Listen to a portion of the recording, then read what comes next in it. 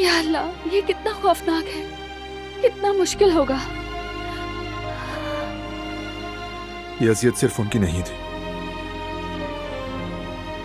ये अजियत तुम सबके लिए थी। बिल्कुल, हमारा पूरा बचपन, पूरी जवानी इसी खौफ के साए में गुजर गई। इसकी सबसे बड़ी कीमत हम मासूम बच्चों ने अदा की।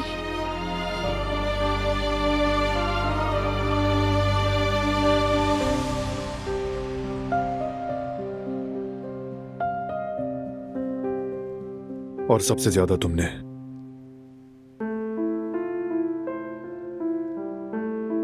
एक ऐसे गुनाह की सजा काटी जो सिरे से तुम्हारा था ही नहीं।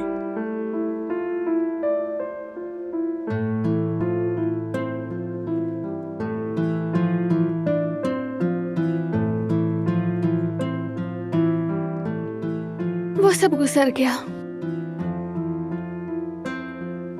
अगर ऐसा ना होता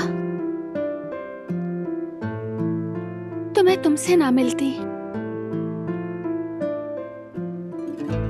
हमारा मीरान दुनिया में ना आता।